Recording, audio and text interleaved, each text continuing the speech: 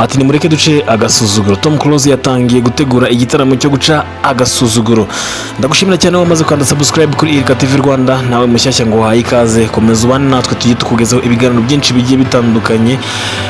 Wibuke gukanda like, share ndetse na comment n'ibindi byinshi, tugezeho ibitekerezo. Ndabakunda cyane. Dr Muyombo Thomas cyangwa se Tom Close nkuko mu muziki izina rye ryamamaye. Uyu mugabo ni umwe mu bahanzi bakomeye cyane, mu bahanzi nyarwanda bakomeye cyane, ndetse wavuga ko ari abibihe byose. Uyu mugabo akaba n'umuganga wabigize umwuga, ndetse akaba akuriye ikigo cy'igihugu gishinzwe gutanga amaraso. Uyu mugabo Tom Close yatangaje ko yinjiye mu gikorwa cyo guca agasuzuguro ka Tems wo mu gihugu cya Nigeria, wasubitse igitaramo yari afite i Kigali tariki 22 z'ukwezi kwa gatatu uyu mwaka. Akaba ari gutegura ikindi kizakorwamo n'abahanzi nyarwanda gusa. Uwo munsi n'ubundi Tems yari buzagikore. Tom Close mu kugaragaza ko yababajwe cyane n'iki gikorwa cyangwa se nuko Tems yakansarinze iki gitaramo, ati abumva twaca aka gasuzuguro tukikorera igitaramo kigizwe n'abahanzi b'abanyarwanda muri BK Arena kuri iyi tariki n'ubundi mu bigaragaze.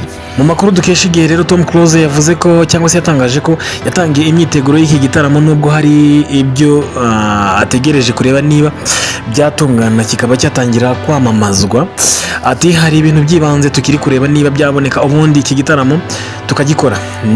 Nibaza ko mu gihe byagenda uko tubyifuza nta kabuza twahita dutangira kwamamaza, ubundi tugaca agasuzuguro nk'akariya kuriya muhanzi Tems.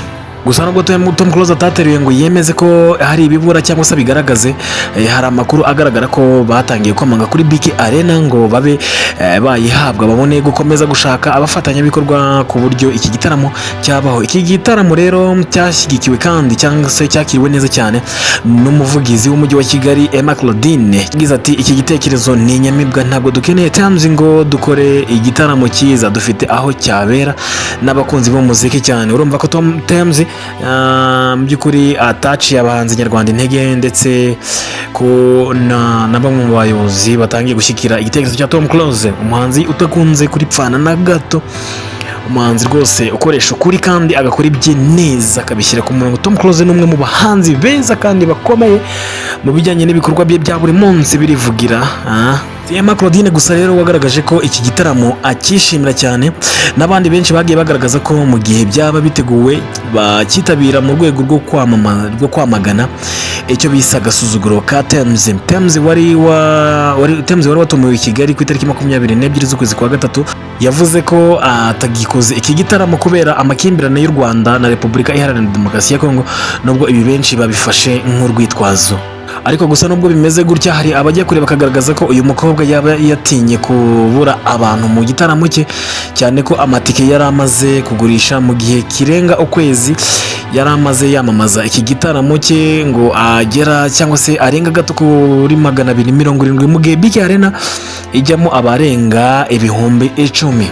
Nibyo rero Tom Close nk'umuntu wanga agasuzuguro ni ngombwa ngo abanze nawe yerekane ko u Rwanda rufite abahanzi bakomeye kandi bashoboye. Akaba icyo gitaramo yatangiye kugitegura, igisigaye gusa no kugira ngo hemezwe ibibura hanyuma gitangire kwamamazwa. Ndabashimira cyane wamaze kwanda subscribe, Imana ikumira mugisha nawe mushyashya, nizere ko ugiye kubikora tugakomeza kubana. Niba wanga agasuzuguro ugaca nkandira subscribe, dukomeze kubana duce agasuzuguro hanyuma dushyigikira Tom Close mu byo agiye gukora. Tumwifurize guhirwa ndetse no gukora byinshi bigiye bitandukanye. Ndabakunda cyane rero, Imana ibamire mugisha. Ciao.